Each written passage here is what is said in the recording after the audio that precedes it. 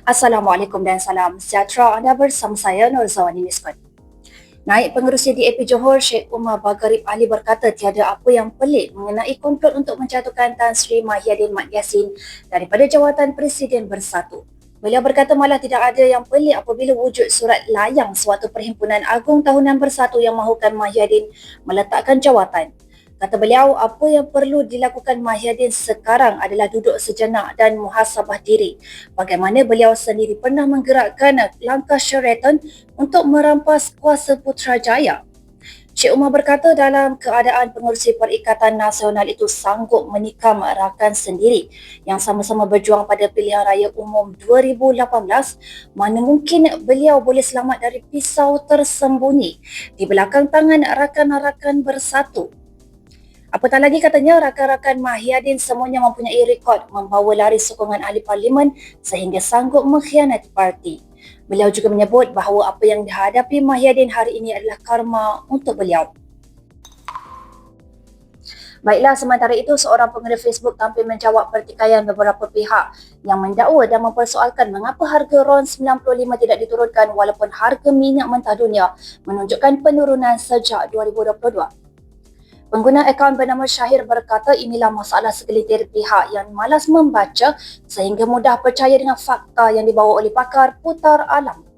Beliau merujuk kepada Lim Sian Si sebagai putar alam kerana cuba menyalahkan kerajaan apabila keuntungan Petronas merosot sejak 2022.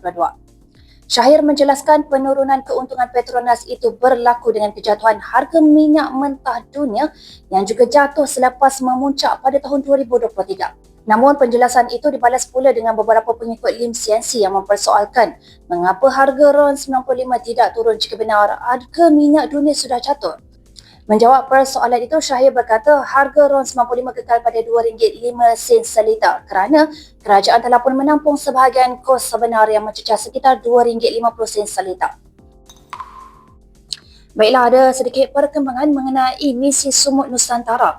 Terbaru dilaporkan sebuah kapal yang membawa peserta terbakar selepas diserang drone ketika berada di perairan Tunisia dalam pelayaran menuju ke Gaza.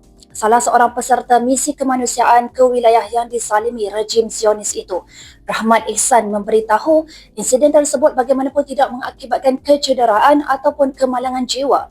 Dalam kemas kini berikutnya yang turut berkongsi video kebakaran kapal, beliau yang lebih dikenali sebagai Piu Rahmat memaklumkan semua rakyat Malaysia terselamat.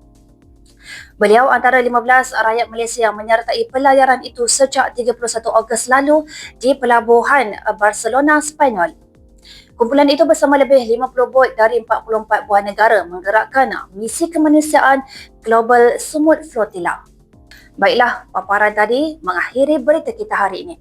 Kita berjumpa lagi. Assalamualaikum dan salam Malaysia Madani.